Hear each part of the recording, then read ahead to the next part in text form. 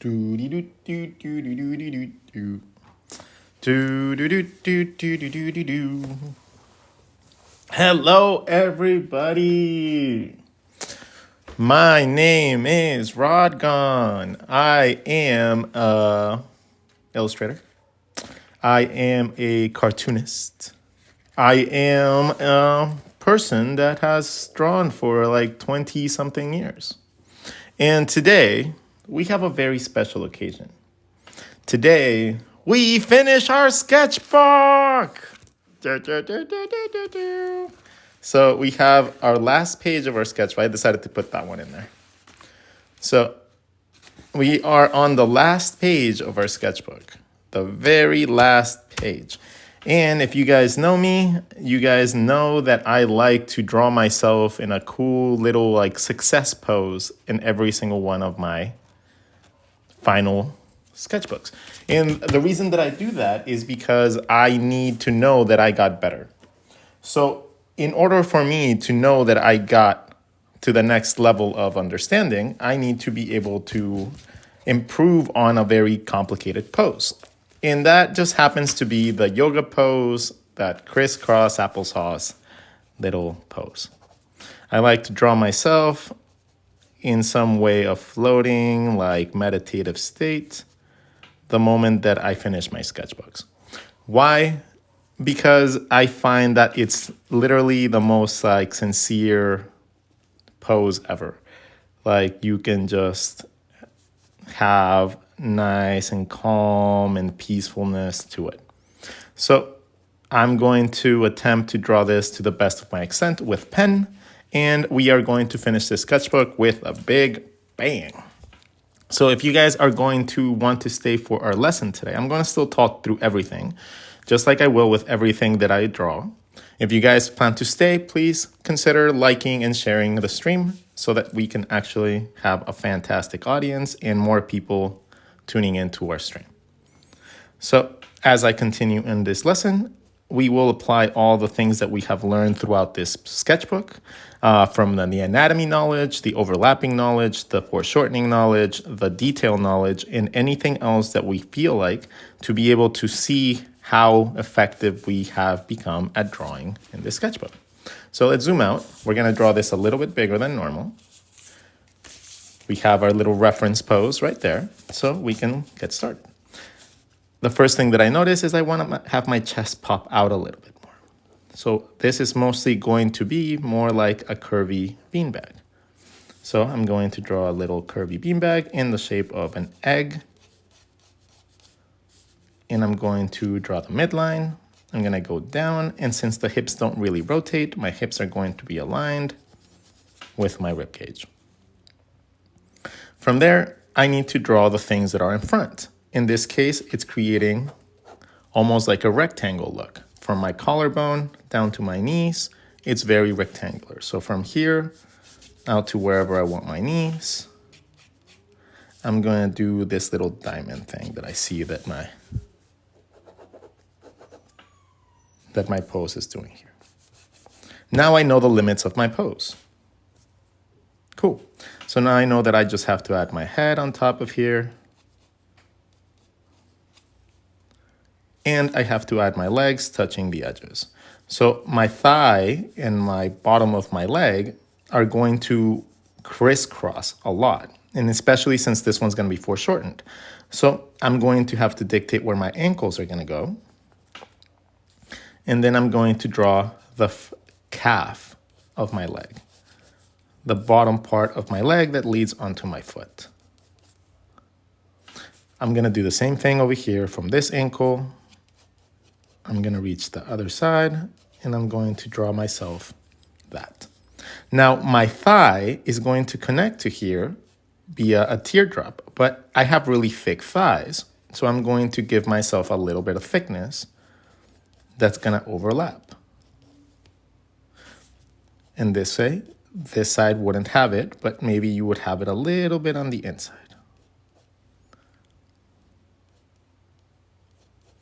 Okay, my rib cage is all the way out here. That's perfectly fine. I'm a big dude. Now from there, I'm going to draw an egg for the rib cage, but I'm going to draw a circle at the top of that rib cage.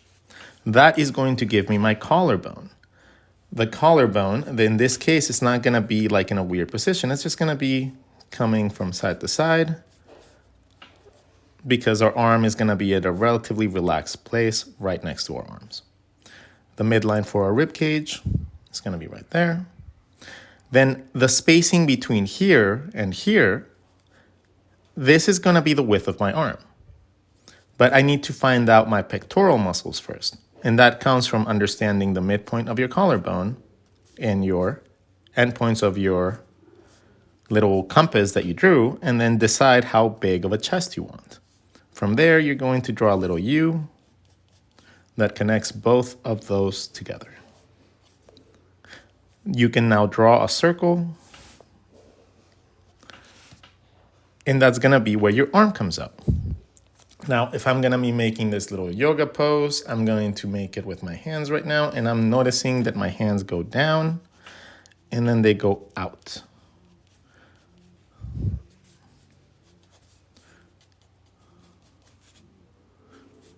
Into maybe hands pointing down.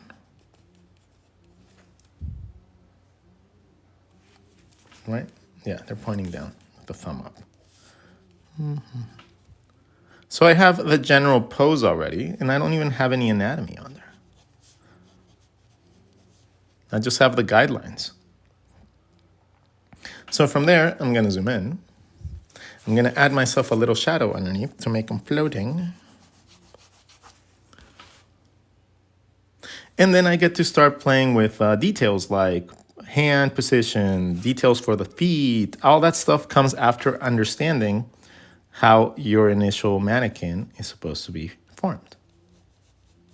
Once you find your initial mannequin, you can now go in and add details. Right now, it's going to be a little easier to be able to understand where things go because it's mapped out nicely.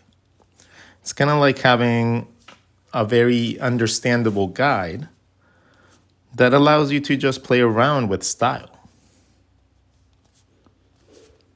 It gives you every mapping point that you need, including muscles. It gives you all the understanding of connecting points so that you can actually understand how your muscles overlap. It can give you guidance for muscle structures that help you rotate your face and turn and stuff.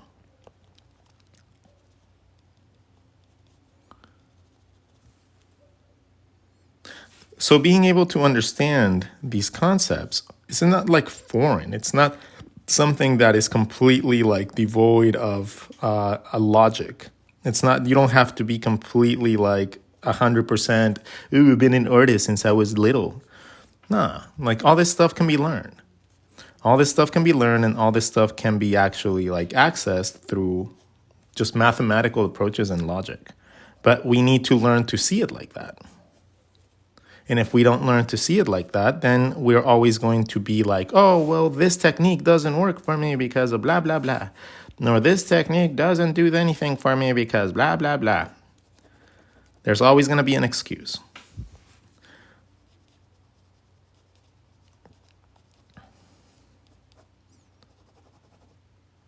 There's always an excuse. People that don't want to, they don't come up with them. They come up with reasons not to have them. And then there's people that come up with an excuse for everything. Which one are you?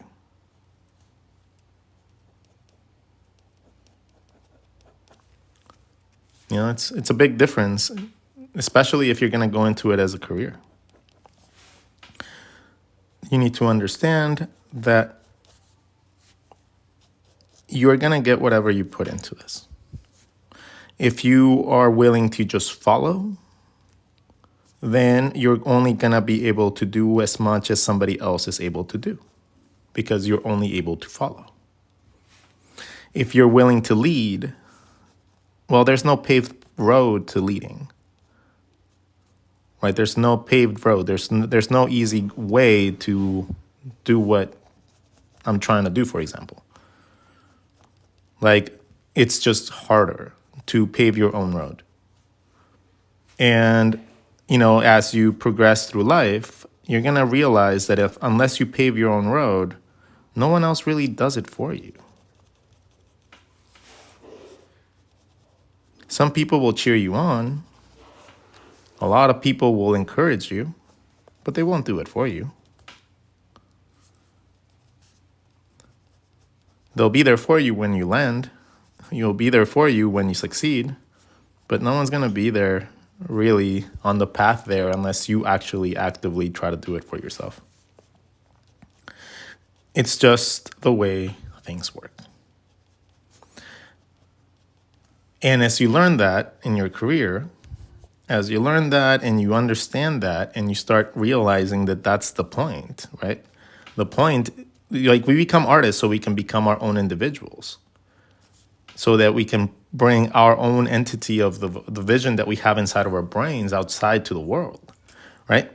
And then at some point we fall into this dumb notion of just doing anything that somebody else has done. So it's like, okay, well, you want to be original, but you want to do something that somebody else has done. How does that work?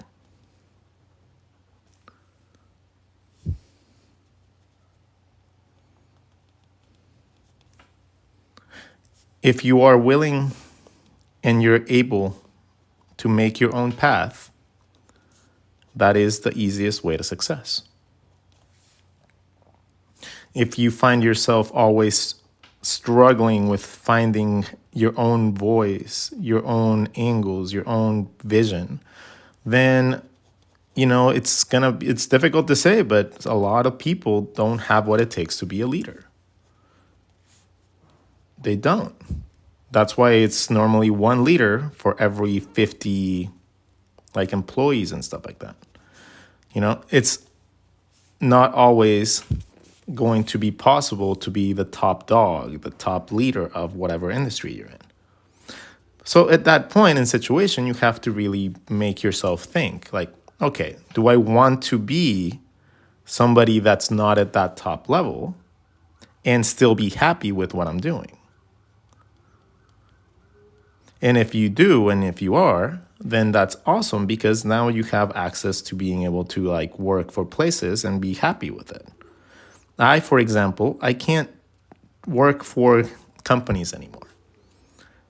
It's just really tough for me to believe them when they say shit like, we're family. We're family. Crap like that.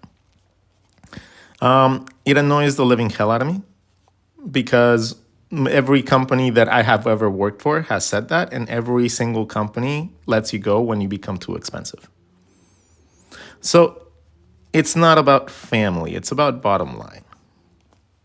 Okay? It's about the bottom line. And if you become a little too expensive for a company, they'll let you go, regardless of it being family or not. But the moment that you decide to leave, oh, where's my 2-week notice? Oh, you're so unprofessional. It's never a two-way street. So if you guys are employed right now and you guys think that you guys are going to be there for the rest of your life, I will probably say just be careful, okay? Just be careful, because putting all your eggs in one basket is never going to end up in a good position for you. That's why we have to be versatile. That's why we have to be able to I have a hunter over here too. And Mustache is tearing up some stuff. I don't know what he's tearing up. He just tore up my workout equipment. He got out. He got loose, and then he found some squishy stuff. And that's the first thing that he ever messes up. So I'm so proud of him. That's the one thing. And he was like, oh no, sorry, Dad, but it's too squishy not to. And I couldn't be mad at him. I was like, yep, I like to work with that too, because it's squishy.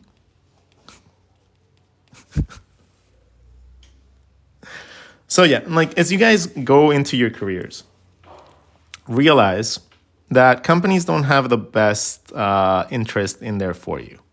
You are there to complete a task that they can't do themselves. They are there to use you and to essentially take advantage of your creativity as much as they can before they can't afford you anymore. That is essentially the whole concept of a company. And that's perfectly acceptable. You know, that's a valid way to carry yourself as a career, as a job. You know, you interchange your time for money. And if you're doing something that you really like, then you're going to end up having a joyful life. You get to go home, you get to not worry about anything else, and then you get to enjoy your days. You know, that is something that we all want to achieve too. We want to be able to get to that point where we have that job that allows us to just do the thing we like, and then we get to go home and enjoy the rest of our day. But guess what? That is essentially one of the hardest pipe dreams for artists. Why? Because our brains don't let us do that. Because our brains don't allow us to just sit back and just not do anything. Because on our time off, we're constantly thinking of different ways and different avenues to be able to improve what we already have. That's why you guys are watching me right now. So if you guys are watching me, it's because you guys want to improve in your art. And therefore, that means that you're using your free time to be able to get to that extent, to that final level. And that is wonderful and beautiful and lovely and should be commended. But it's also a very big indicator of what I'm saying is completely true. We are always evolving. We don't want to be like just the next thing. We don't want to just be an employee. If you guys are okay with just being an employee, you're lying to yourselves. You actually are, and I promise you, you are. Because if you went into art, you don't want to be just like everybody else. If you went into art wanting to be like everybody else, you would have been an accountant, you would have been, I don't know, a lawyer or something like that, something more conventional. People go into art because they want to stand out for what they have in their brain. That is essentially, okay, so mathematicians, accountants go into like their job because, I don't know, mostly because they're good at math, right? And they're good at that. So people go into professional sports because they're good at that. They're athletes. They have an exceptional like aptitude to that. We go into it as artists because we have an incredible imagination. And that incredible imagination allows us to do things that other people can't. What's debatable?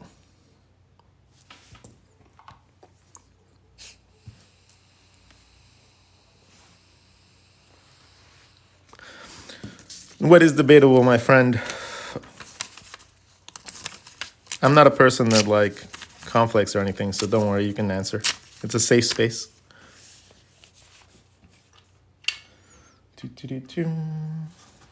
I do not agree with the lawyer statement. Law is an art. Yeah, I guess so. But for example, if you want to be a doctor or a lawyer, the one skill that you really require to be able to be really good at it is memorization. Memorization is going to be one of the skills that is required to be able to be a decent doctor, lawyer, or anything that requires a gigantic amount of memorization. Things like doctors, people that have eidetic memories or like photographic memories have a ridiculous advantage when it comes down to things like that. You, as a creative person, have a gigantic advantage in the creative field because ask anyone that doesn't draw to draw something with confidence or even remotely good, and you'll see why we are valuable in this market. Because what we bring is so much, it's so hard for other people to do. What we do is almost impossible for other people to do. We are the athletes. We are the mental athletes. We are the athletes of imagination. That is what we are.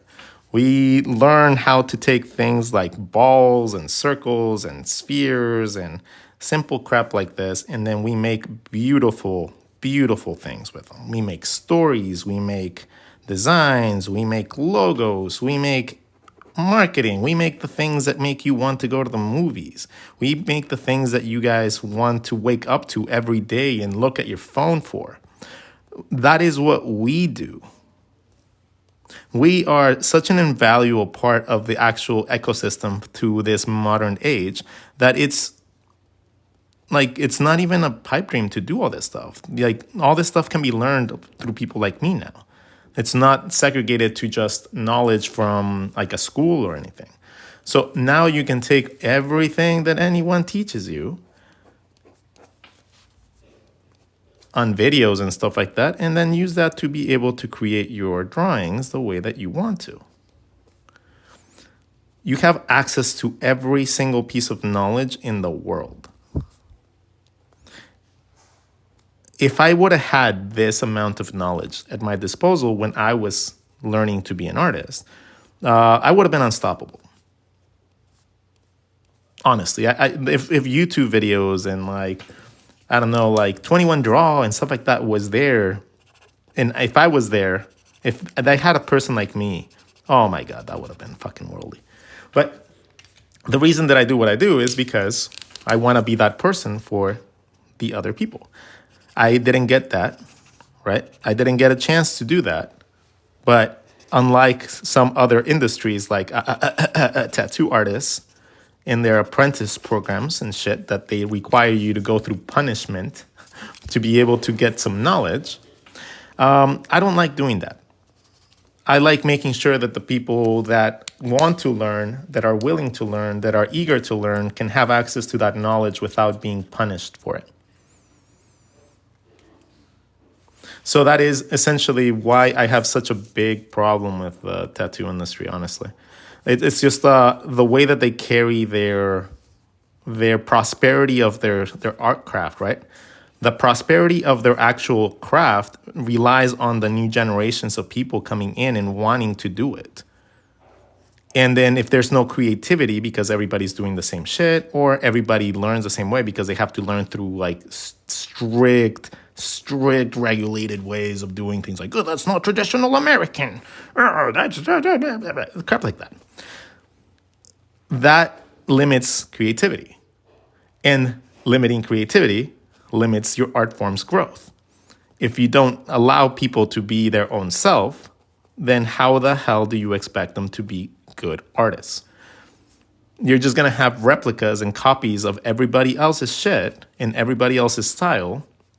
And that's what happens. Like, just watch Ink Masters for a couple seasons, man. Just watch Ink Masters for a couple seasons and tell me that that's not the case. Like, the top artists are all drawing the same shit.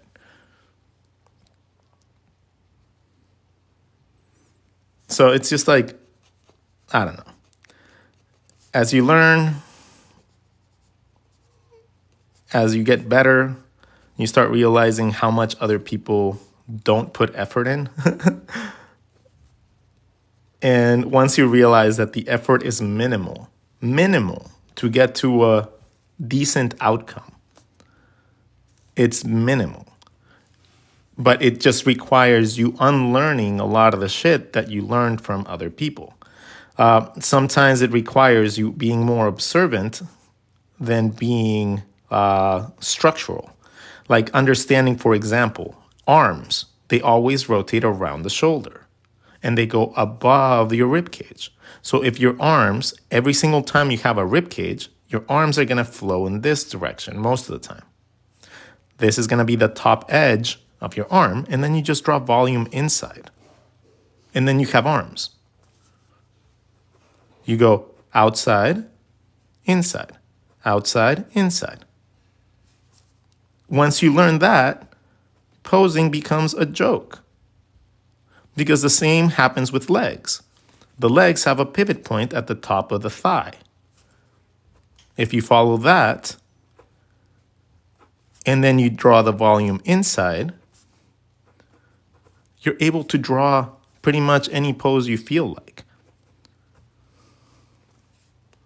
Because it's easy, but it's hard to understand that. It's hard to get to the point where it looks easy. Some people never get there. Some people just keep on drawing the same way the same concepts until they die. And they wonder why they don't get better.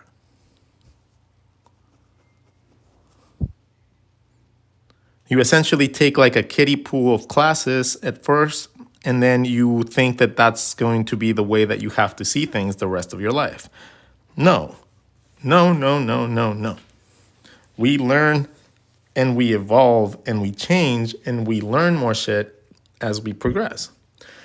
Hey, RODGON, hope all is well. Silly question. Would you say it's a triangle or a diamond is better? Well, the triangle and a diamond are very similar shapes, right? But it depends on what you want to draw. Like, if you want to get more advanced with the triangle technique, a diamond would be a little bit more ideal. Let me explain to you guys how to draw a face in two different ways, okay? My basic technique, the basic technique that I like to employ is a triangle, and then following those guidelines, those lines that it creates to create a little face. This creates a skeletal system. This gives me my mouth space where my teeth would lay. It gives me my nose canal, and it gives me my eye sockets. So if I were to draw a more skull-like character, I just have to follow these lines, and I give myself a skull. Right? So I have access to my cheekbones, my temples, my side of my face, even my cheeks. Even easy learning how to draw the jaw as an external shape. Okay, so having all this access to all this information really quickly is really easy to be able to use to draw your characters really quickly without having to guess where everything goes. So if you're able to do that in any shape and any angle by just drawing a triangle and following some lines, why would you not do it like that?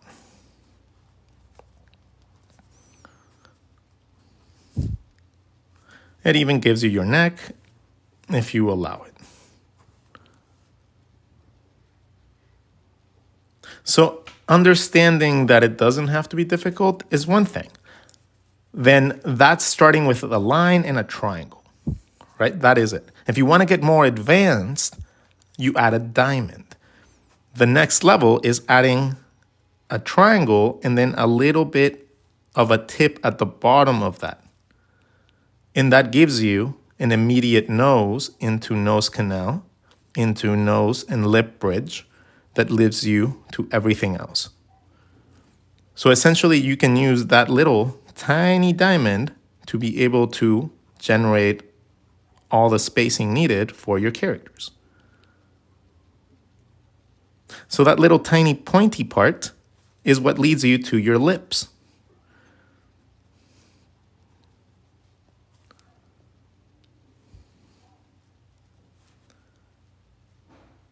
So it's about finding the key points that match everything together. When did I start streaming? I don't know. I started streaming like at 8:30. It's about, what time is it right now? It's about 9, so it's been about 30 minutes, but we still have a bunch of space left. Like we haven't even really done much. We just focus mostly on getting my yoga pose. Can we do a torso construction? Yeah, we can do that. That would be a great way to finish this. Let's do some torso builds, okay? So a basic structure for a human character is going to be this. The basic structure is going to consist of a rib cage like an egg, okay? You draw a circle at the top of it, and then you draw a compass coming from the top and the bottom of that shape. These are your shoulder points. Your arm edges, the outside of your arm is going to come from here. And then you build volume inside. You go outside line and then outside line overlap to create the inside. So that is how you simplify the upper body. This circle is your neck into your head. And then down here, at the edge of here, imagine that this is like a dress. And you're going to draw a little circle inside of that dress. That is going to be your hips. You draw the outside edge of your legs into the volume inside. Always the outside pivot point first. Outside pivot point into volume. Outside pivot point into volume. And you're going to be able to draw legs in any direction you feel like. Okay?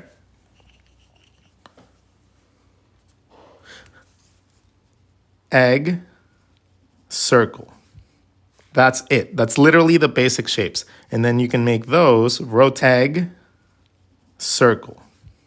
That's it. That's literally the basic shapes. And then you can make those rotate line, inside volume. Outside line, inside volume. Okay? Outside line, inside volume. Outside line, inside volume. Outside line, inside volume. And that's how you literally draw your arms and your legs a million times easier.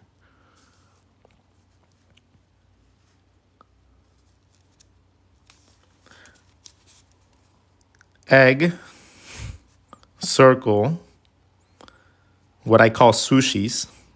Just swoosh, swoosh, swoosh, swoosh. A circle at the top into a cylinder to draw your head. And then your compass is going to dictate how wide your shoulders are. So if you draw this really wide, you're going to need more space to fill in the rest of the space. So you're going to get a really buff character. Okay? If you draw these smaller, you're going to get a character that's a little bit more feeble, a little bit more weak, a little bit less shoulder widthy. So that is how you would draw different character types. But now let's put that into actual, let's draw a really big dude, like a really gigantic dude. So we're going to start with a big rib cage. So our egg is going to be a lot wider than our hip bones. Okay? Our egg is going to be up here, and our hip bones are going to be little. Instead of being even, like you normally would, instead of being about the same thing, so you have like no differentiation, you're going to have a bigger element, and therefore you're going to have a taper. That little circle is going to be your head. And you can decide to give it little shoulders to make them nice and chubby, or give them big shoulders so that you have more space to fill in with muscle.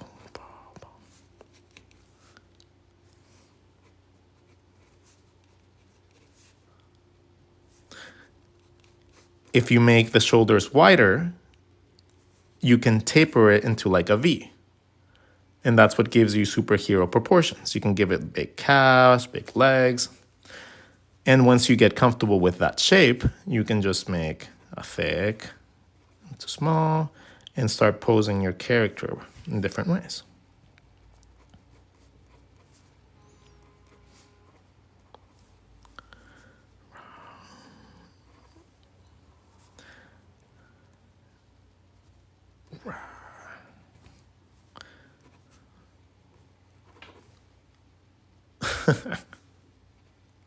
No.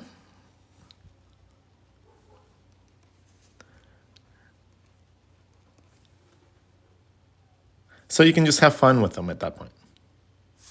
Understanding how those things would move in space is as easy as just learning how to rotate a simple egg and a ball. Because these are such simple shapes, it's very easy to just put them into any perspective you need. So outside, inside volume. When it comes down to this one, where it's right in the dab middle, you just go down, and then you do have to give it a little bit on both sides. But that's one of the only few viewpoints where you have to do that.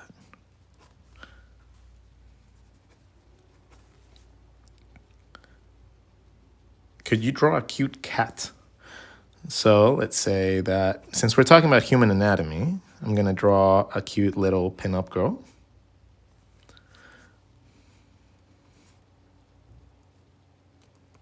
And I'm going to give her cat ears.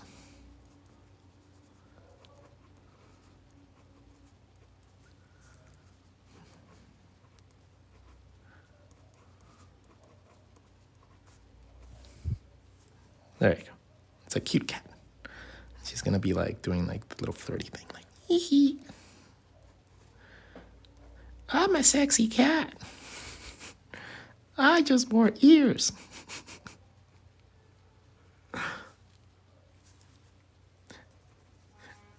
I'm so clever. How many things from Perth? How do you personally draw guidelines for your... This is how I draw guidelines. Like this. I draw them through a triangle. So I draw a line, I draw a triangle, and I draw guidelines coming from the triangle. That it gives me a skull really quickly, and then I can use that skull to be able to map out my faces like stupidly quick. It's like scary sometimes how quick you can draw. If you're wondering how some people can draw like ridiculously quick, it's because people like me exist. People like Agnes too, like Agnes Garbowski, like the one that I can forget her name, like her last name. But she's so quick. I love drawing her there, and she's cute too. So it's like, yee. When I try to practice head shapes, I always fall into a pattern of making everything smaller. Well, that's probably because you do this. You draw your head and you draw your little thing like this. Since you draw everything at once, like you're drawing the contour of your head space. So everything within here, if it's not spaced out perfectly now, you're kind of screwed, right? If you decide to open a mouth, well, now it's going to either run into the edge because you already decided to draw this. Like you haven't adjusted for different facial expressions and stuff. Right? So a lot of the times to be able to fit everything inside, we tend to squish everything into a space, thinking that we need to leave a lot of space for our hair or a lot of space for our forehead, all that stuff. We start like compressing because we decided to draw the contours of it first. That's why I don't like doing that. Most of the time, I start with up until my nose. If I am to really be honest with you guys, I draw up until here. I draw up until where my nose connects with my eyes.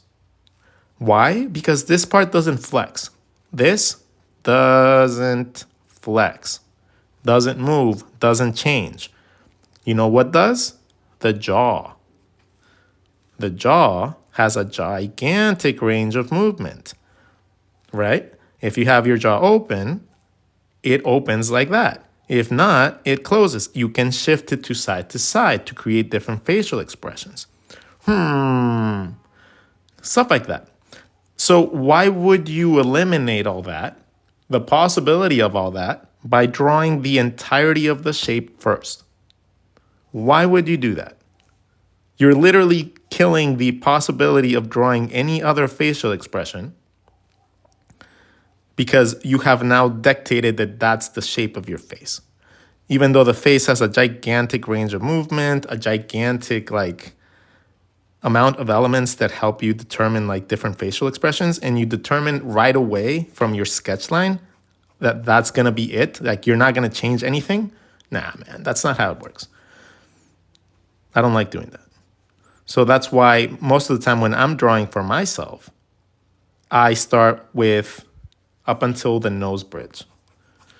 So I draw my triangle at the base of whatever shape I want for my head. I follow these up, and I have myself the side of my head. From here, this that I draw down, whatever I draw down, whatever angle I choose to draw that in, that's going to be where my chin ends up. So I can have a bunch of different character designs just simply from changing that little element. So just changing the angle of this changes the character design completely. So that is both a good and a bad thing. It's a good thing because it allows you more customization for your character. It's a bad thing because if you change it a little bit too much, it's not going to really look like the same character. So you have to remember that this is not necessarily like the easiest, more simple concept. This is more advanced stuff. This is what you do when you start trying to draw like different character shapes, different character types, different facial expressions. At first, just concern yourself with drawing this and get really good at these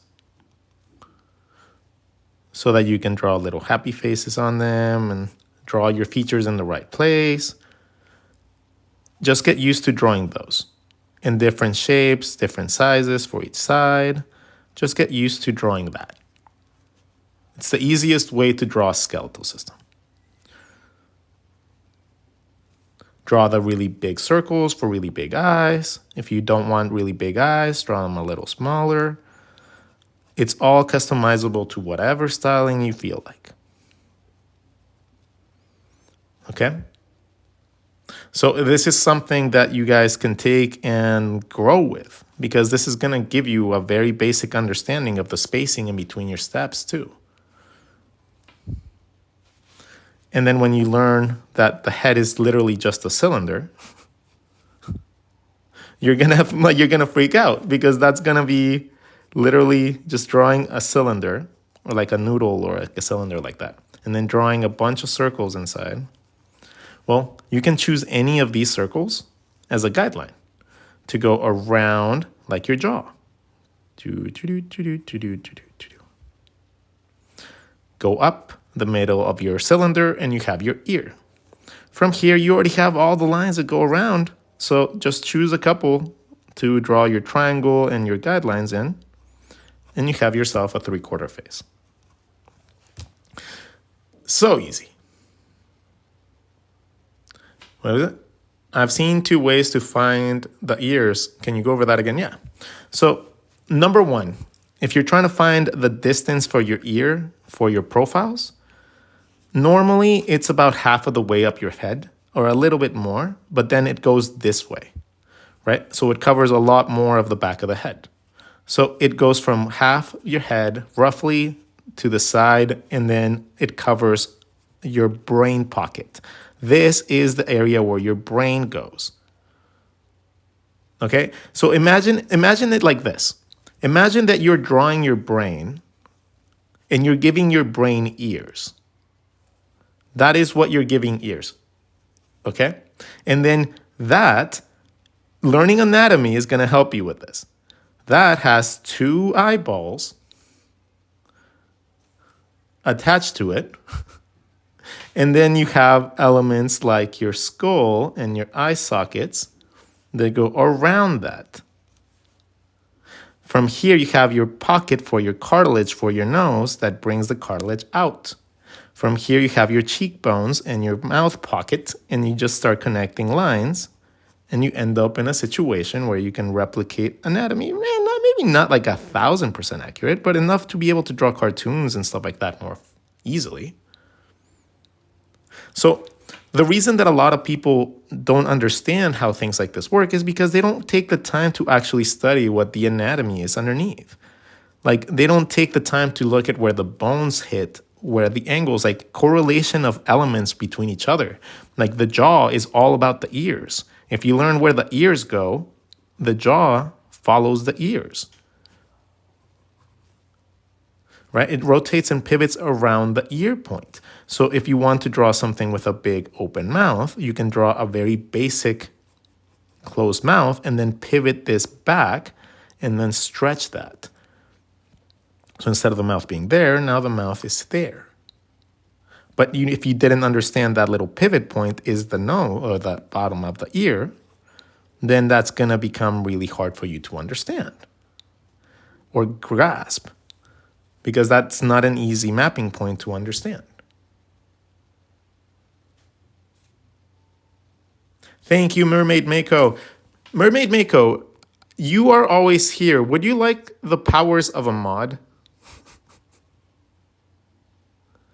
If you would like to be made into a mod, hit me up as a DM. I'll be more than happy to make you one because you're always here anyways, and that way you get the power to like pin questions and stuff like that as well. Yeah, so just hit me up in the DM. I'll remember how to do that because I totally forgot how to do that. How do you do that? Totally forgot, but I'll do it. I wish I could always be here, but most of the time I'm at school. Hey man, keep going to school. Keep going to school. School is a good thing. Okay, so let's continue, but I need you guys to get me to at least 35K likes. Let's continue on while I take a little sip of coffee, a little bit of a coffee of my cough weed.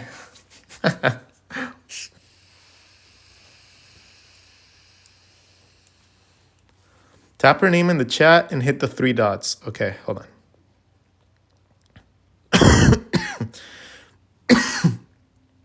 Okay, her name, 3 dots, add moderator.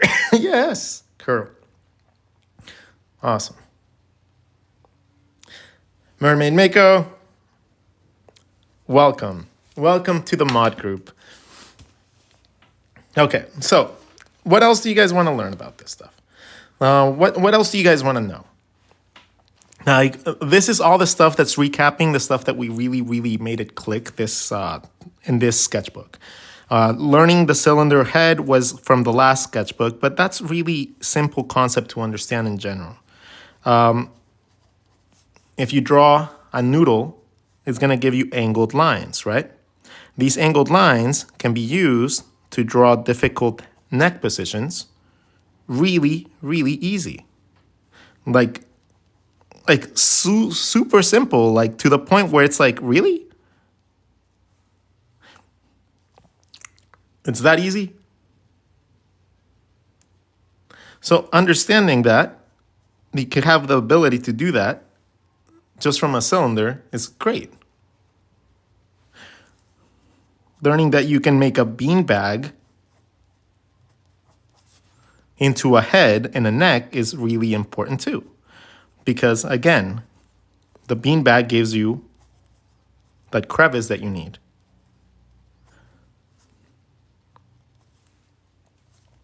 Yeah, you have to adjust a little bit for the spacing behind the head and stuff, but like that seems minimal in comparison to what we normally do.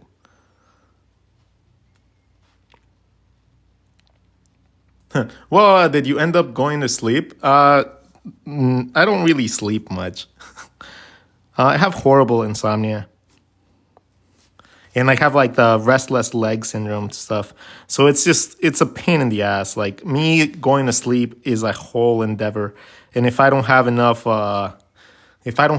weed or if I don't have enough coffee actually puts me to sleep. So if I don't have enough medication or enough stuff, I can't sleep. I just can't. It's really bad. I think the longest that I've stayed up is 5 days with on and off napping. But like that was terrible. That was absolutely terrible. Like you start having like weird feelings, man. Like you start like thinking like weird stuff. It's not like bad stuff, but it's just like weird. Like your brain just stops working. You have ADHD? Yeah. Yeah, dude, I can't even keep a lesson going like for like a single thing, you know? It's like it's really fun when you're an artist and you're able to control it. But if you don't and you don't know how to control it, look at that. Look at how easy it is to draw extreme angles. Like it's just so easy. From these, like I wish that I would have gotten taught this when I was younger, because drawing extreme angles was always my nightmare. But when you learn just to map things out with a triangle and shit, it just becomes really easy. This becomes really easy. What is the simplest style to use for practice? Ooh, okay. So a simplistic style that I love drawing in, super simplistic style is this. For faces, draw a little boxy, like a little box, Like, but it's not like a box. It's like a pill, but not a pill. It's like a really rounded box. So it's like an in-between of like an oval or a cylinder. And then whenever I draw my face shapes, my eyes are literally a dark line and a thin line. A dark line and a thin line. And then I draw my eyes as dots. That's it. Be it a panda, if it's like a animal, or if it's a human, whatever it is, that's the style that I use. I like to use very simple concept of overlapping eyes by one dark line, one thin line, and then using that as the basis for the creative process. Since I know that I can draw cute eyes, all I have to do is figure out how to draw little bodies differently. And then I can draw myself all sorts of things.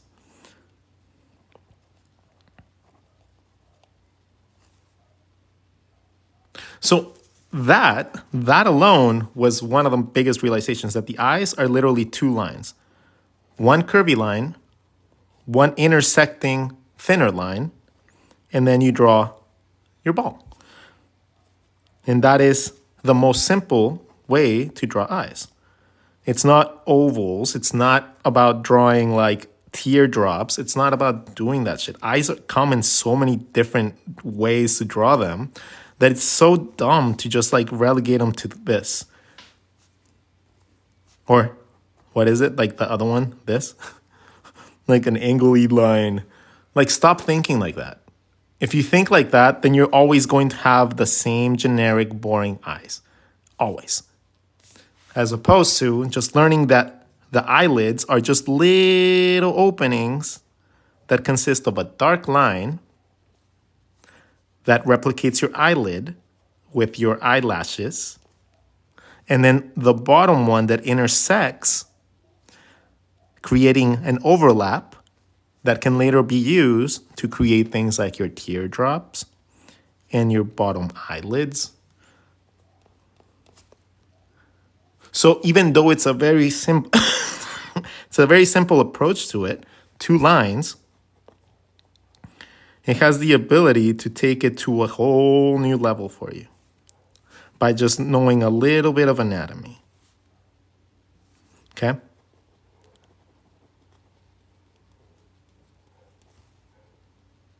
And then learning how to draw the other eye becomes a lot easier because it's just two lines.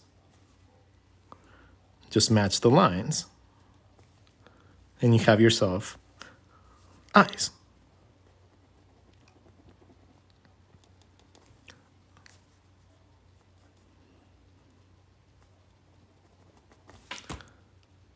So you match the upper line and you match the lower line, and then you're good. Our teacher here, I love seeing your live come across my feed. I've learned a lot from you. Yeah! Woohoo! I am being recognized by other teachers. Yes, the inception point is coming.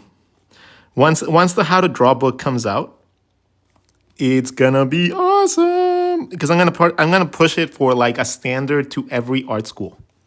I'm gonna try to push it as the standard of how to use How to Draw books for everything. Like for colleges, for everything. So they understand like a little bit more of like a different approach than maybe like the masters that have come up with like the very concepts of how we draw, right? Like, I don't see so many people really reinventing that. Like, I don't understand why nobody ever takes the time to try to make their own versions of things. Because that's how we improve. That's how we evolve. That's how we get better. And if we just kind of play telephone with all the knowledge that everybody else has already learned,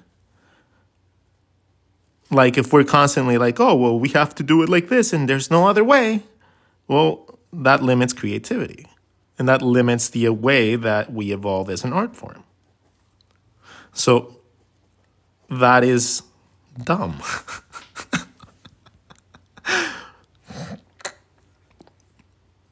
I hope so. Rod's blocks are going to be in art schools. Oh man, if that happens, I could die. I could already die right now and be happy. Like if someone told me, your life is over, dude, I'd be like, you know what?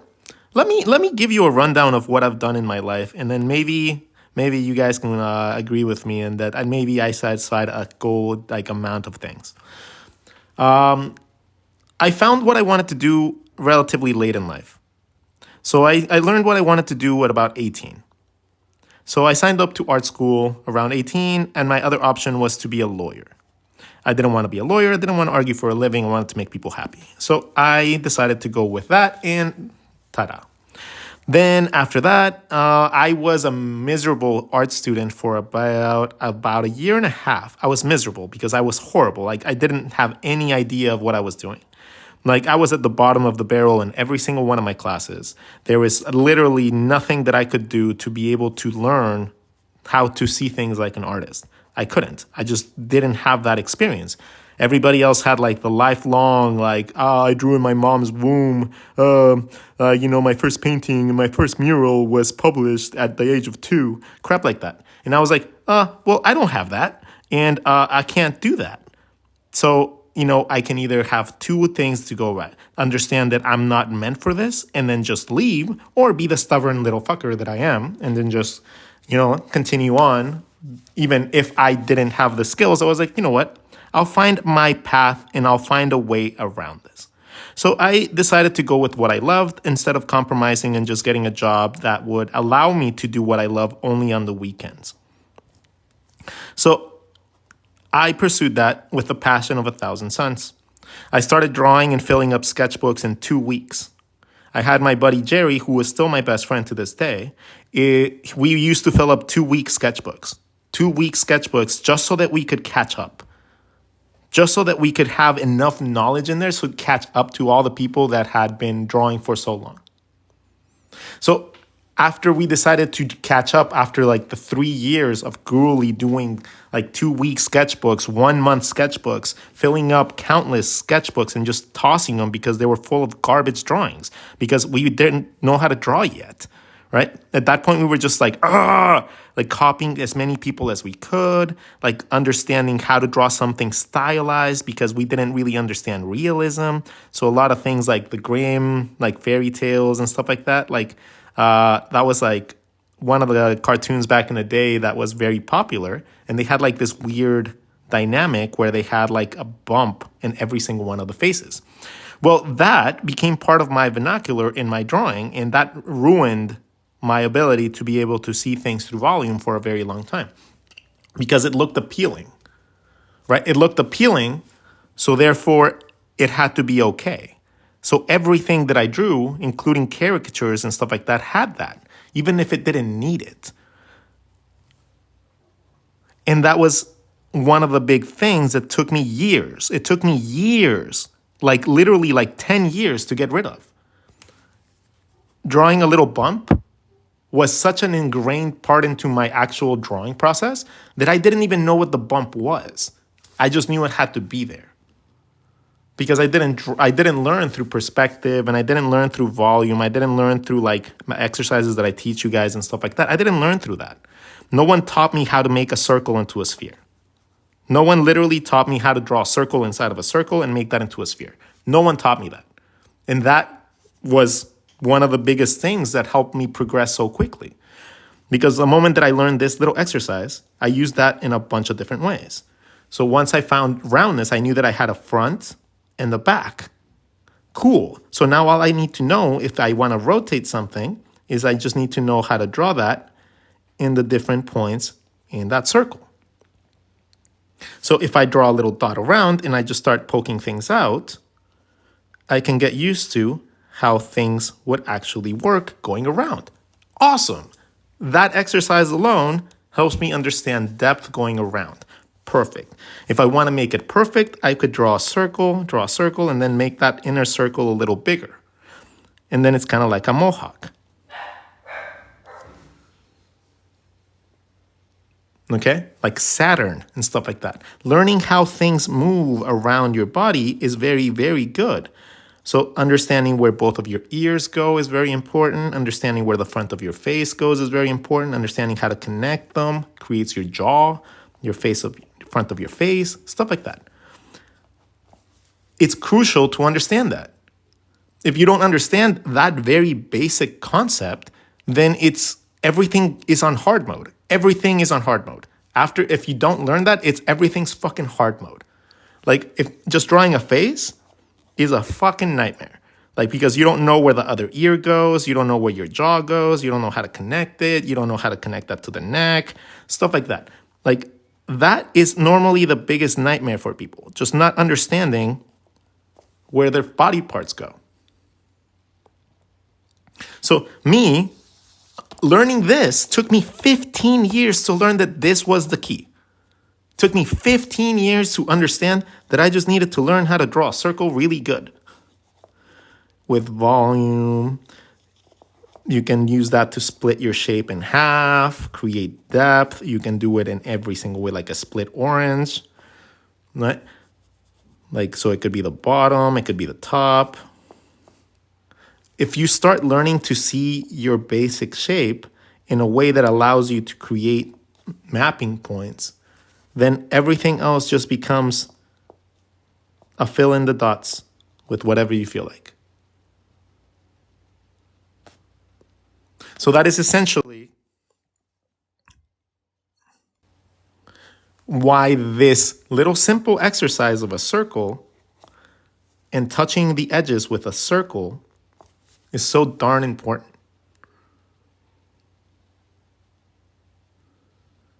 Is your new book going to start with the basics? Yeah, my new book is going to be literally teaching you guys how this eventually turns into this.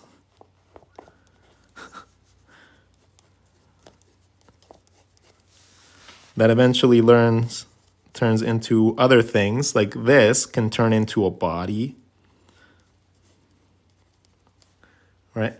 That can turn into an arm, into a leg. That beanbag could be fingers. That beanbag could be feet.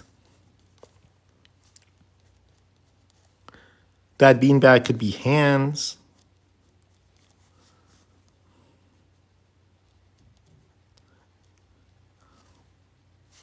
That beanbag can be anything you want. That's literally going to be the premise of my book.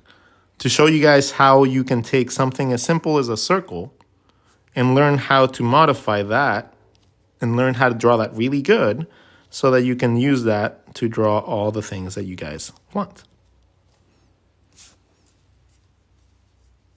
Are your other books on English only?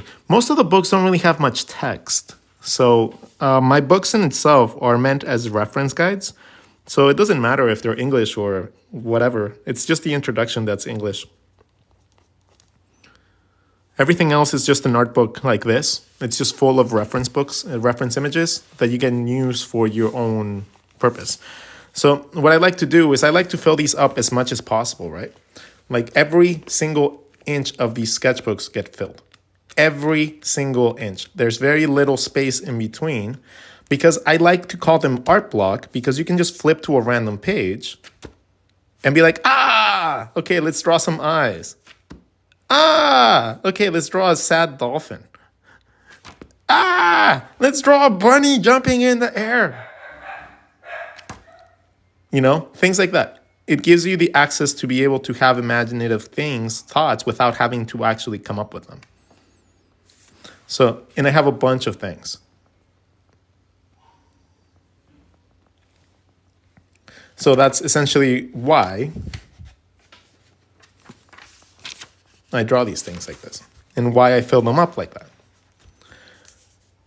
So you guys can buy them in my links in my bio. You guys can just go there and buy them. There's a bundle for the ebooks. I like the ebooks because you can just open up the PDFs into Procreate and then you can just use that as like your sketch. So you don't have to worry so much about even sketching anymore. That's why the ebooks are so convenient. And there's a pinup book. Oh my God, the pinup book is just beautiful. Now, my pinup book is literally my gift to the world. Until I draw my actual how to draw book, my pinup book is by far my favorite book that I have released. It's just absolutely beautiful. Like, it's 100 pages of just beautiful pinups filled to the brim with pinups, just like I do all my art block books. I spent 3 years building up all the artwork for that. 3 years of just drawing nonstop pinups. So I highly, if you guys want to learn how to draw women, pick that up and copy every drawing in there. By the time you guys are done, you guys will be better at pinups. I promise you that. Like, there won't not even be a question. Like, you guys will be able to draw pinups in a bunch of different ways and layouts and stuff like that because I created a ton of them already. So feel free to check it out. It's in my links in my bio. I think that's one of the only ones that doesn't have a printed version, though, because Amazon hasn't released it yet. Dude, it's been like 7 months, Amazon. What the fuck?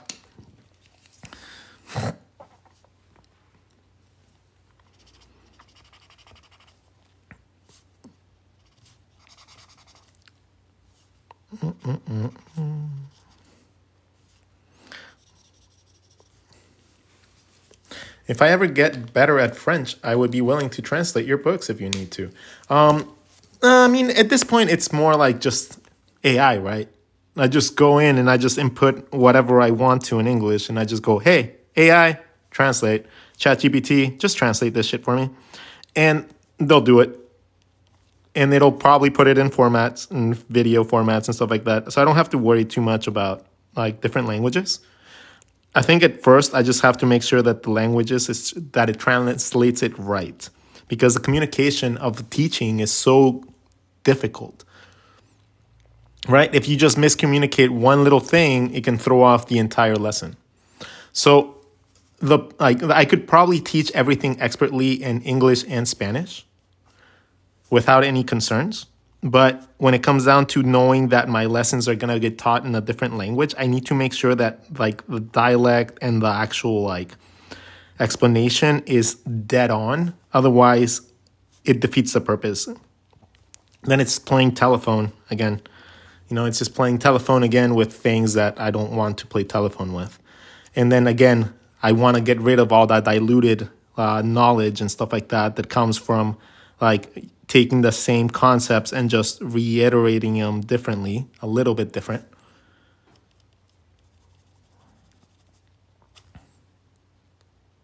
So that's what I want to get away from. How would you draw a Japanese dragon? I would need reference. I don't have reference, and it's not one of those streams today. Today we just finishing the sketchbook. So today we're finishing my sketchbook. This is the last page of my sketchbook. So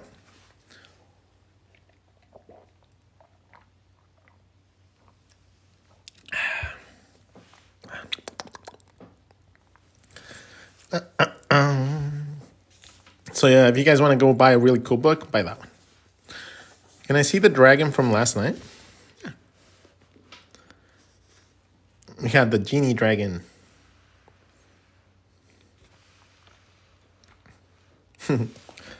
Ooh, that's what we should draw, because we drew cool dragons in this one too. So dragons are really cool to draw because they resemble lizards and they resemble birds at the same time. So I love drawing dragons. Dragons, again, it's one of those things that took me a long time to be able to get right. So it was one of those things that just came with a lot of pride. Understanding that I could draw just a couple squiggles now and make it look like a dragon has been an incredible skill to know. And that also came from understanding how to draw through my shapes. If I didn't know how the jaw connected to the other side or how the neck would go, it would be really hard for me to be able to draw these things.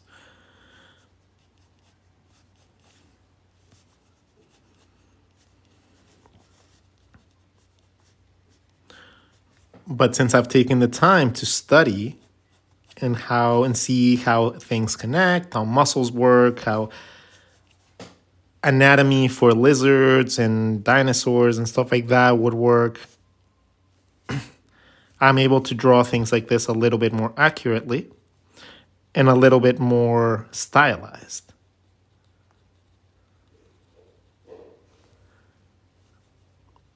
And at the end of the day, that's what we want to have as artists.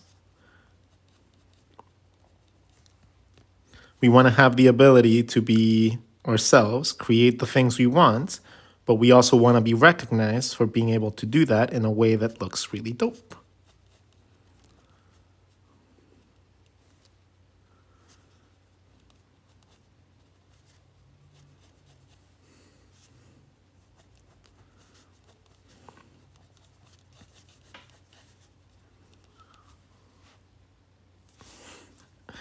And little wings. Wink.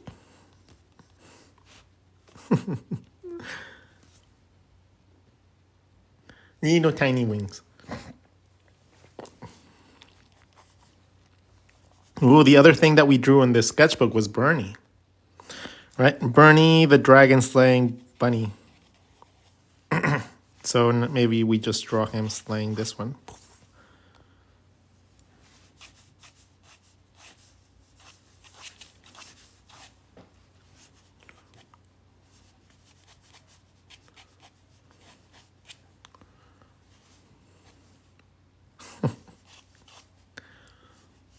Let's see, be swinging this way. Would you recommend to draw in pencil or pen? Depends. Do you want to draw something pretty or do you want to learn? So if you want to learn, if you want to get better at learning, what you're going to do is you're going to draw with pen because your penmanship is going to be required to be better to be able to do less messy stuff, right? If you're able to sketch with pen, that means that your pen control is your pressure control is very good. That means that if you can cross-hatch with ballpoint pen, that means that your control over the hatching and stuff like that and your utensil in general is very much higher than normal. So that's why I recommend that you use pen for learning, but use pencil for finished projects. As in, like, if you want to just progressively get better without having to do much, use pen, so that you can get better at just sketching. But when it comes down to doing something to just get better in general, you want to have some difficulty to what you're doing. And that comes with being able to understand that doing difficult things isn't bad. It just gets you more skills. Okay? Don't be afraid to do difficult things. Like draw hands, right? Like don't be afraid to draw hands. Hands are not all that hard if you learn how to draw them. Hands are very easy. We learn how to do them really easy too. Draw a box. Split the box in half. From this is your palm, this is your wrist. Okay, so this is essentially the one thing that I like to explain to people. Your palm and your wrist are not very different in size. So that's the one thing that's throwing people off. It's your thumb and a little bit of the muscle on your pinky that kind of stand out. But most of the time, your hand is going to be relatively even with your palm, with your wrist. If you continue that box up and you draw two circles at the edges, you're going to have your pinky and your index. Draw a circle coming up from your wrist, and you're going to have the spacing for your fingers, for your thumb. Draw two more fingers, and you have yourself a hand. If you want to draw it from the bottom, you have your thumb muscle, your pinky muscle, and you have your hand. If you want to taper this to make it look more like the hands you normally draw, you can do that too. But you don't lose that connecting point. So understanding how to draw something like a hand is as easy as drawing a beanbag. Drawing two circles, one for your pinky, and then from the wrist up, draw a circle for your thumb. Fill in with the rest of the fingers as needed, if they need to be bent, whatever. And then, ta-da, you have hands. It's not all that difficult once you break it down like that. Beanbag, circle, circle, index, pinky, connecting point with my wrist, thumb, and 2 other fingers. And you already have your wrist too.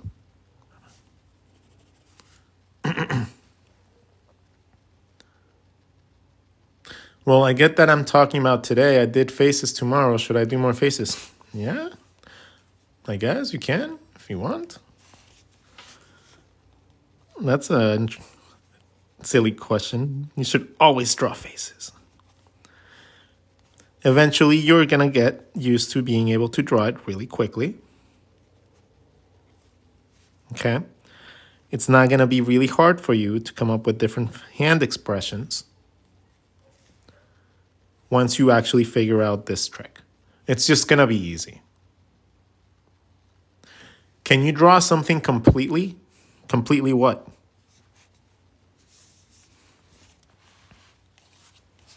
That was not like a finished sentence.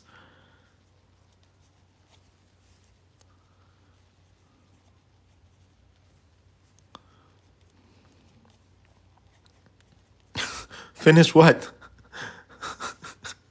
Once you feel you've mastered one thing, you can practice something else. Yeah, once you feel like you've mastered, let's say, posing, right? Now you get to go into storytelling. Once you mastered anatomy, you can get to go into detail and style. Because now if you understand anatomy, now you can simplify it. Anatomy, you can get to go into detail and style. Because now if you understand anatomy, now you can simplify it. Right? There's always going to be a next step. You're never going to be without that next step. Okay? There's always something new to learn. There is literally no endpoint to art. There is no perfect art. There is no subjectively finished artwork that completed art. And in general, you're going to be searching for that one thing that fulfills you the rest of your life. You personally are going to be looking for fulfillment in different aspects the rest of your life. Okay, so don't think that there's an endpoint. There isn't. There's no like finish line or anything when it comes down to art. So perfectionism is stupid. Like it makes no sense to be a perfectionist as an artist. What do you call perfection?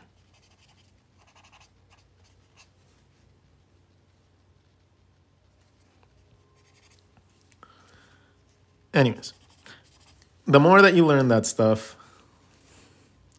let's draw his little wand is going to be his sword. So it's going to go a little bit more. He's going to have, what shape of a sword should he have for this one? I like to give it a hilt and maybe like a flame sword.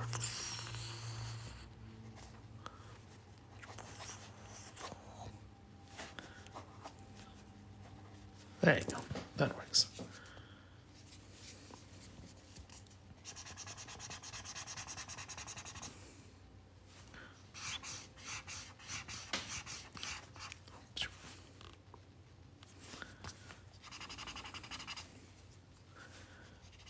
I love using just a highlighter or watercolors and just my ballpoint pen.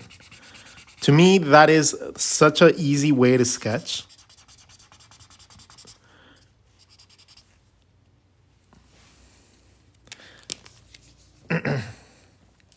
Can you show how to rotate the palm? Yeah, sure. Let me finish this one though. There you go.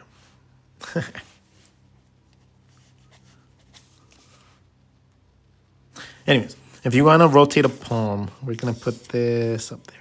Put that up there. Actually, that'll be nice right there. Okay, so rotating a palm. So that's going to be all about understanding one element of your hand.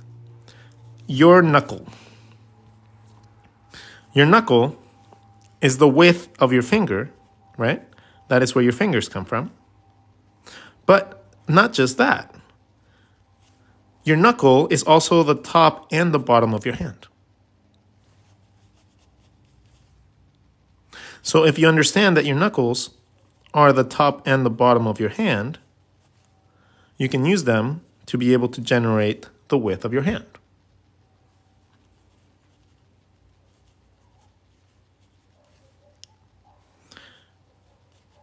Learning how to rotate cylinders is what's going to help you understand how to move your hand in space a little bit more, even when you're just tucking them in. From our wrist connection up, we draw a circle, and that's going to be our thumb coming in from there. It normally connects to the top of the hand.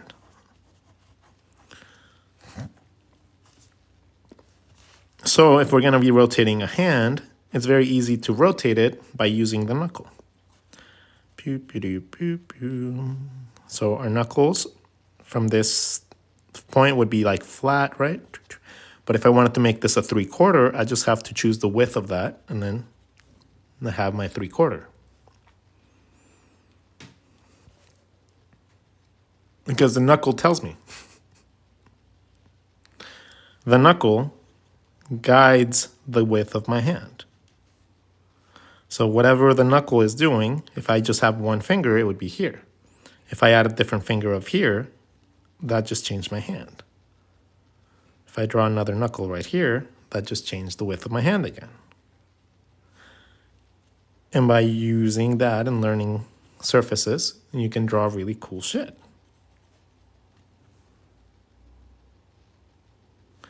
And since you know the connecting points, it doesn't matter if you can't see the connecting point. You can draw your things like your fingers and your thumbs and stuff like that, knowing where the wrist is.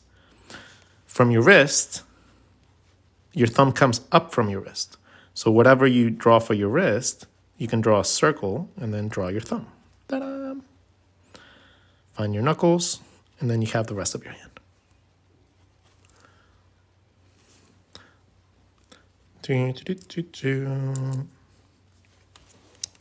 So that is how you would approach hands a little bit easier.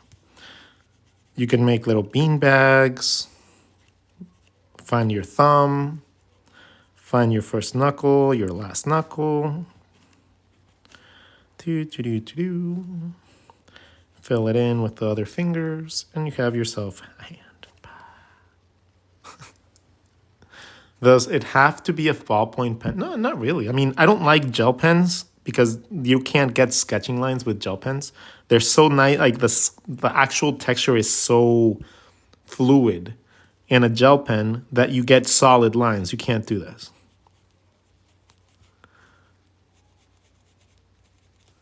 With a ballpoint pen, you can build it up. So eventually these lines that I draw right now, if I draw something dark enough around it, those lines disappear.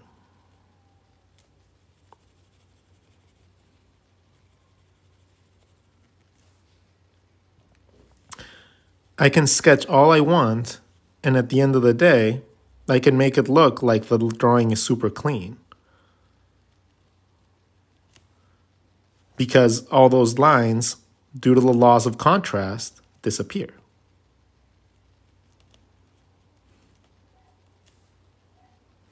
So I can sketch all I want, and it's only going to look cooler because it has a lot more detail. No, felt tip pens are not good for sketching at all.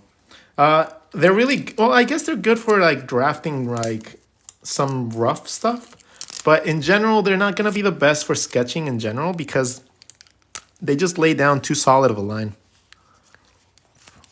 Let's cover the hands up. It gives us more space to draw. Okay, let's draw some hands over here. So your knuckle is the top and the bottom of your hand. Drawing your fingers from there allows you to draw your fingers. Once you find your wrist, now you can find your thumb. Your thumb is connected to your wrist.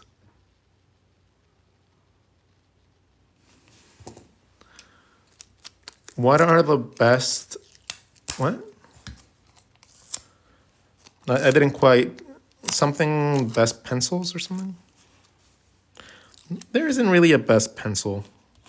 I like color erase pencils. Could you say the letter N? Okay. N. Ooh, you're making me say a word of my language. Ooh. I'm Mexican, dude. Might not sound like it, but I'm Mexican.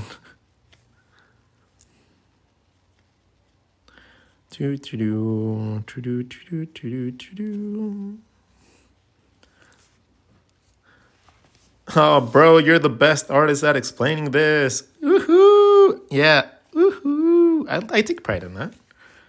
I take hella pride in that.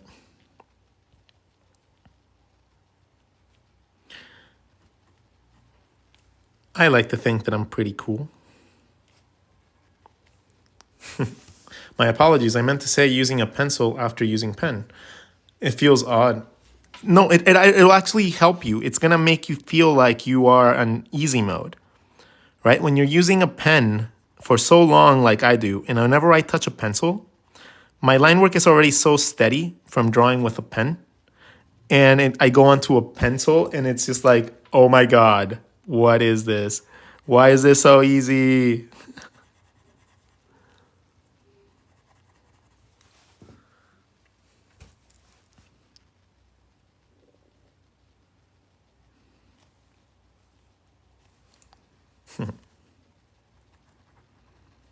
This sketchbook has been really good. We've learned so much in this one. This one was actually one of my favorite sketchbooks that I've done, period. You are cool. Every ex-girlfriend would disagree, probably. Actually, no. No. I think I'm friends with most of my ex-girlfriends. No, I don't think they would disagree. I think they kept me around for a while for a reason. Like, I've been friends with every single one of my exes except like maybe 2. And that's morally because I'm just a good person. Like, it doesn't, like, when someone stops loving you, that doesn't mean that they have to, like, end hating you, you know? If you learn when to step away when things start getting bad, you end up having a lot more fun relationships in your life and not enough toxicity. This is a stupid question, but are you going to continue your lessons in the next sketchbook? Yes. Dude, we filled up, like, over the last 7 years, I have taught you guys a lesson very consistently, if not daily, through a daily upload or a stream. And we filled up like 7 sketchbooks together. So we have a journey ahead of us that consists of getting as far as we can together. So to me, you guys are part of my growth. With you guys, I have grown significantly too.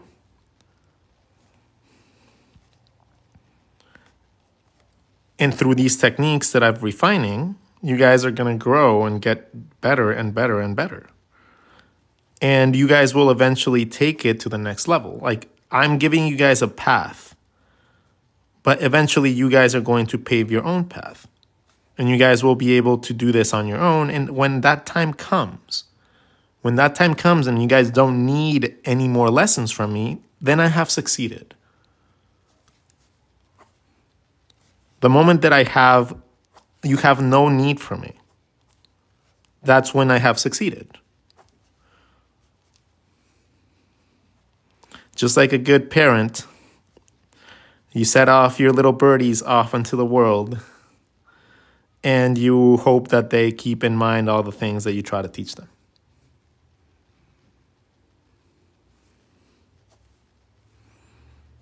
And if they do, and they succeed, and they get better, and they find their own way, oof, that's like the most lovely thing that you can like see and experience as a teacher. Because to me, your guys' success is why I do this, like to make you guys be able to function in this crazy world without having to subject yourself to having to be financially in ruins for going to art school and stuff. And the reason that I'm not drawing hair is because, well, hair just goes on top. So I can add any sort of hairstyle I want to these.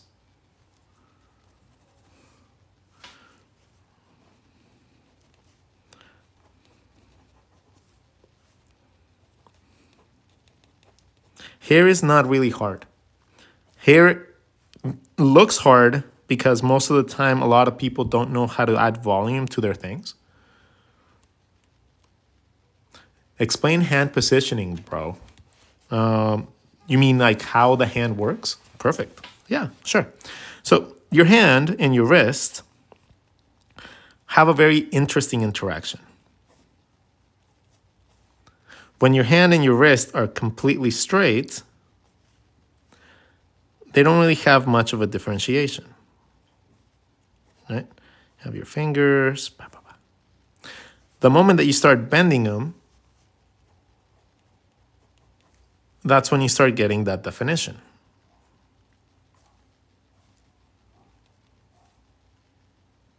Because you start getting crevices, you start getting the little palm tissue pushing against your bone. You end up getting depth like that. So if you want to get good movement from your hand, you need to learn how this overlaps.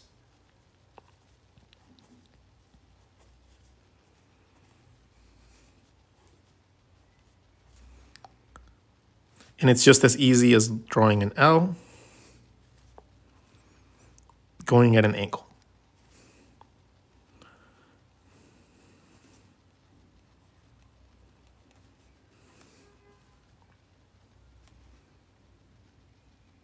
Finger anatomy. Okay, you need to be more clear if you want me to answer your questions. Because if you don't answer your question, if you don't ask the questions properly, then you're wasting both my time and your time, and then nobody learns. So I need you guys to be a little bit more thoughtful when it comes down to how you ask your questions, because our time is limited.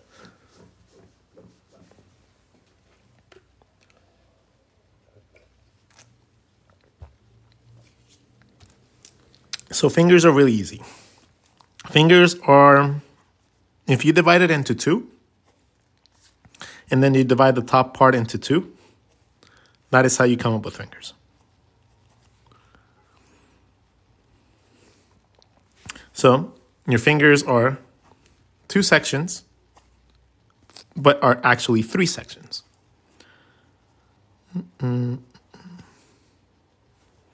So you divide it into two, and then if you need that extra bend at the top, you can do that. But you can literally divide your fingers into two from your knuckle. You have your knuckles. Okay. You go 1, 2, and then you divide the last section into two. And you can draw your fingers like that in different styles. You can always bend that last section a little bit more too to get it to have more curvature. But in all essence, it's essentially three sections, but it's two divided into two. That's how I like to divide it.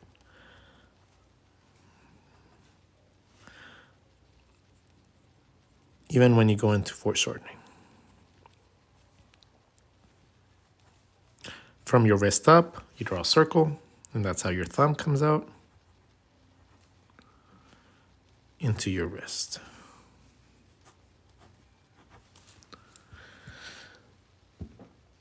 Chin shapes. Do we have space for that? Oh, we are so close to finishing the sketchbook. I'm so happy. Oh, so happy. Okay, chin shapes. Yeah. So let's say we have a face. And we have our little triangle that gives us our mouth space, our eye sockets, and the side of our face. Okay? This is the area that we're going to concern ourselves with. Normally, this is the spacing for our mouth. This can be changed to be different things, like bigger chins for bigger characters, smaller chins for little characters, or you can even bring it in and leave your cheekbone sagging, and now it's an old person.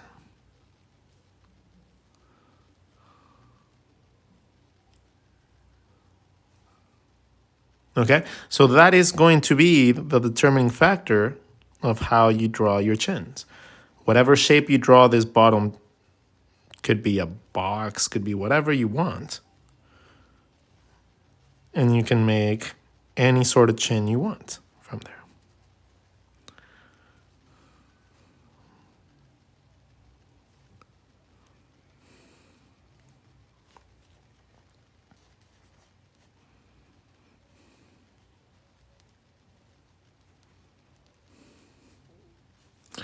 See what I mean?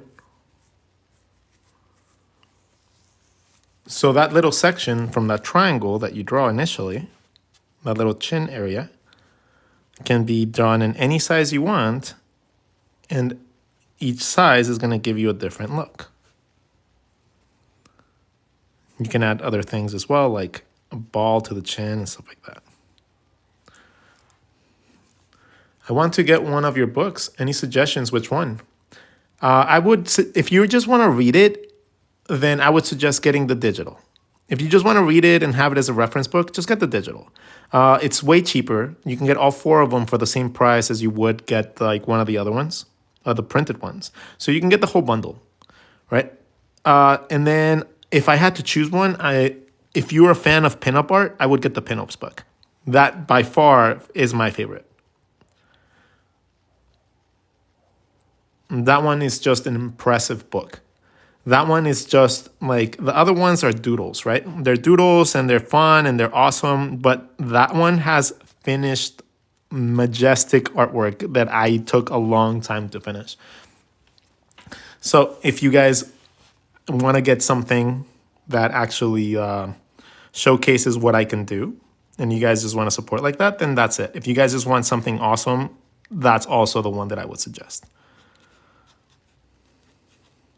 The art block books are nice. They're beautiful. But that pinup book is literally a majestic like book. Like I had my buddy who collects every book that ever comes out. Like he just literally collects fan art like for like art books and stuff.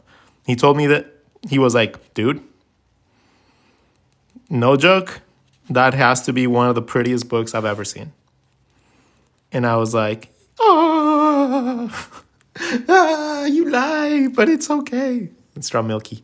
Milky was not a big part of our lesson plans this season. Why were you not part of this, Milky? I don't know. I just like looking at you. Dirty bastard. Take a shower. He got so mean after he got his scar. After he got his scar on the side, he became so mean. Milky, why are you so mean to me? I don't know. You deserve it. Like, no, I don't. I teach people. He's so grumpy. I think he's going through puberty. I think he's becoming spoiled milk. I think he is spoiled milk.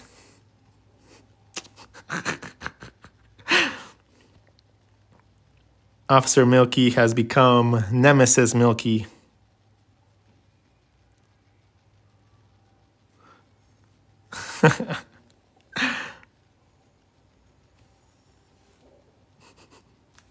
Oh, that'd be cute.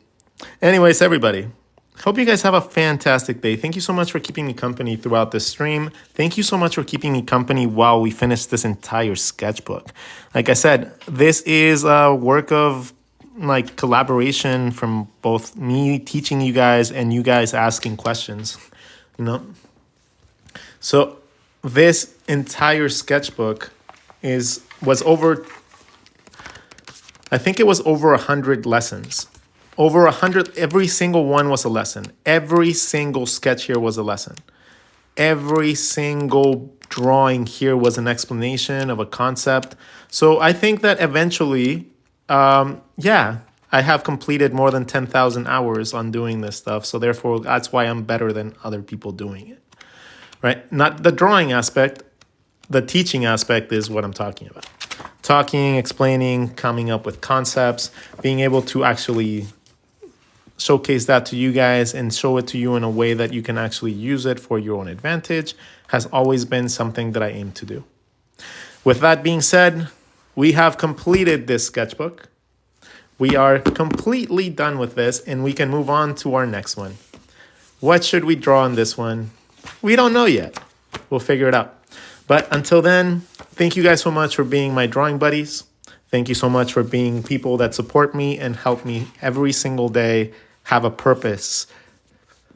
That's been really hard for me lately. And waking up and being able to have something helps so much. Thank you so much.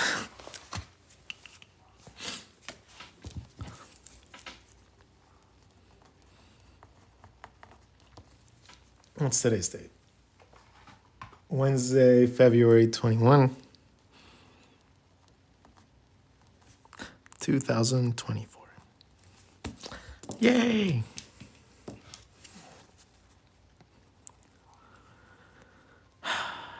You guys have a lovely, lovely Wednesday. I hope you guys accomplish something nice. I will see you guys tomorrow for another lesson. Until then, live a little, laugh a little, love a little, and draw a lot. Take care, everybody.